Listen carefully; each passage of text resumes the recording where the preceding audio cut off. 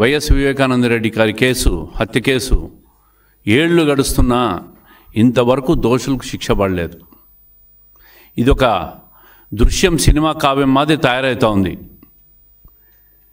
నిన్ననే ప్రధాన సాక్షి ఈ హత్య కేసులో వాచ్మెన్ రంగన్న, అంటే వివేకానంద రెడ్డి గారి ఇంటి వాచ్మెన్ రంగన్న మృతి చెందిన విషయం అందరికీ తెలుసు. దీని మీద పలు అనుమానాలు తావిస్తూ ఉన్నాయి. ఏదైతే గతంలో పరిటాల హత్య కేసులో వరుసగా సాక్షులు ఒకరొకరు చనిపోవడం జరుగుతూ ఉందో, ఈ కేసులో కూడా వరుసగా సాక్షులందరూ చనిపోవడాన్ని చూస్తూ ఉన్నాం మనం. ఈ కేసు దాదాపు 6.5-7 సంవత్సరాలు అయితే జరిగి సిబిఐ టేకప్ చేసింది. పాపం ఆయన కుమార్తె సునీత గారు న్యాయ పోరాటం చేస్తూనే ఉన్నారు. ఈ సందర్భంలో, ఈ క్రమంలో చూస్తూ ఉంటే పలు అనుమానాలు తావిస్తూ ఉన్నాయి.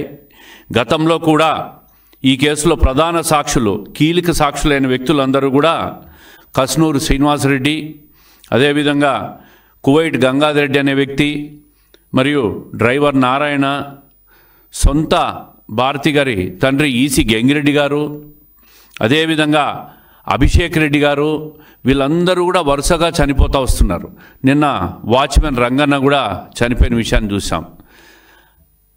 ఈ సందర్భంలో సాక్షి పేపర్ ఎంత హుషారుగా రాస్తుందంటే, పోలీసుల వేధింపులు, పోలీసుల దెబ్బలకు తట్టుకోలేక వాచ్మెన్ రంగన్న చనిపోయినాడని చెప్పి సాక్షి మీడియా కథనం రాసింది.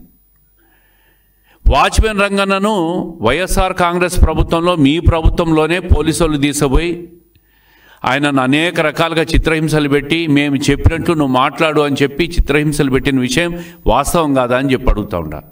ఈరోజు పోలీసులు వేధించినారని మీరు మాట్లాడుతున్నారే, శుద్ధ అబద్ధాలని చెప్తూ ఉంటారు. ఈ కేసులో గతంలో 5 సంవత్సరాల్లో మీరు అధికారంలో ఉన్నప్పుడు ఇదే వాచ్మెన్ రంగన్నను మీ చేతిలో ఉన్న పోలీసుల చేత వేధింపులు చేసి చిత్రహింసలు పెట్టి, మేము చెప్పినట్టుగా మీరు చెప్పమన్న విషయం వాస్తవం కాదని అడుగుతూ ఉంటారు. ఈ విధంగా ఏది పడితే అది సాక్షి కథనాలు రాయడం, ప్రజలను మభ్యపెట్టడం, ఈ కేసును ఇప్పటికి 6-7 సంవత్సరాలు అయింది, ఇంకెన్ని రోజులు పోతుంది ఎవరికీ తెలియదు. ఈ విధంగా దీన్ని డ్రాగ్ ఆన్ చేసి సాక్షులు, నిజమైన దోషులు తప్పించుకునే ప్రయత్నం చేస్తూ ఉన్నారు. నిన్న ఆయన జరిగిన రంగన్న గారి మృతి జరిగిన సంఘటన చూస్తే అన్ని రకాల అనుమానాలు తావిస్తూ ఉండే. వరుసగా 5 మంది 6 మంది చనిపోతూ వస్తున్నారు. చివరికి ఎంతమంది చనిపోతారో తెలియదు ఈ కేసులో. అందుకే మేము ఒకటే కోరుతున్నాం, ఈరోజు వాచ్మెన్ రంగన్నను పూర్తి స్థాయి పోస్ట్ మార్టం జరగాల, ఎక్కడ అనుమానాలకు తావులేని విధంగా పోస్ట్ మార్టం జరగాల. అదేవిధంగా జిల్లా పోలీసు కానీ రాష్ట్రంలోని ఇంటెలిజెన్స్ వ్యవస్థ కూడా పూర్తి పర్యవేక్షణ చేసి ఈ కేసులో నిజమైన దోషులను, ఏదైతే గతంలోని ఎఫ్ఐఆర్లో ఉన్న ముద్దాయిలను కూడా ఈ మృతి చెందిన విషయంలో విచారించాలని చెప్పి కోరుతూ ఉన్నాం. పోలీసులు, ఇంటెలిజెన్స్ వ్యవస్థ ఈరోజు ఉన్న అధికారంలో ఉన్న పార్టీ మా పార్టీ అయినా కూడా పోలీసులను నిష్పక్షపాతంగా విచారణ జరపాలా. గతంలో ఉన్న ముద్దాయిలు ఎవరైతే ఈ కేసులో ఉన్నారో వాళ్ళందరినీ కూడా విచారించాలా. ఇదే విధంగా 2019లో ఆయన చనిపోయినప్పుడు నరాసుర రక్త చరిత్ర అని రాసినారు. అసలు చంద్రబాబు నాయుడు గారికి ఈ కేసుకు సంబంధం ఉందా? ఈ విధంగా మళ్ళీ ఈరోజు కొత్తగా పోలీసులు వేధింపులు తట్టుకోలేక రంగన్న చనిపోయాడని మాట్లాడుతూ ఉంటారు.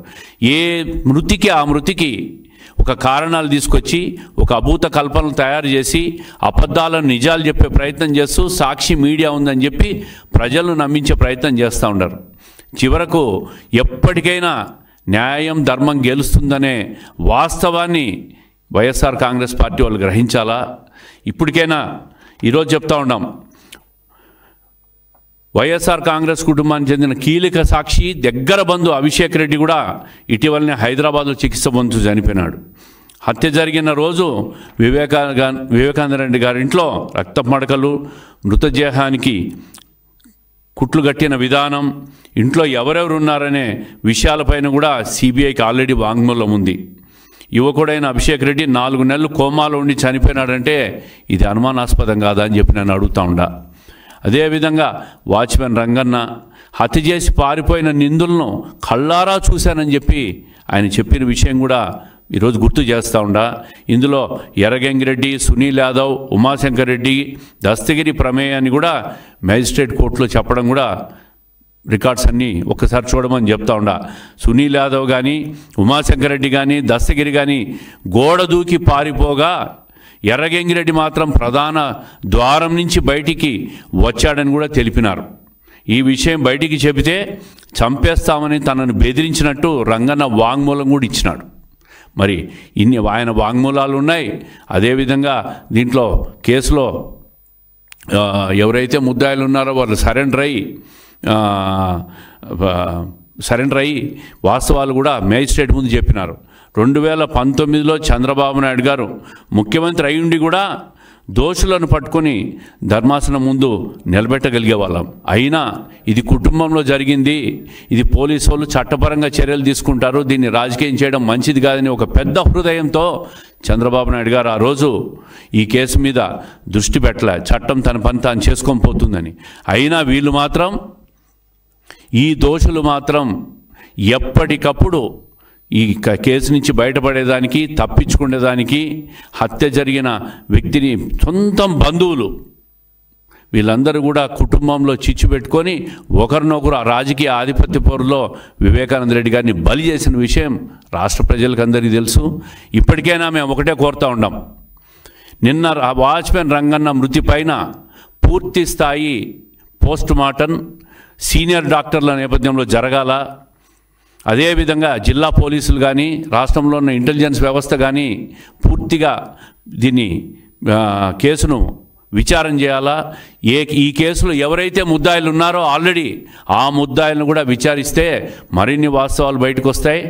ఈ విషయంలో దృశ్యం సినిమా మాదిరి ఇది ముగిసిపోకుండా వాస్తవం బయటకు వచ్చి నిజమైన దోషులను శిక్ష పడాలని చెప్పి పోలీసులను, ఇంటెలిజెన్స్ వ్యవస్థను, ప్రభుత్వాన్ని కూడా మేము కోరుతూ ఉన్నాం.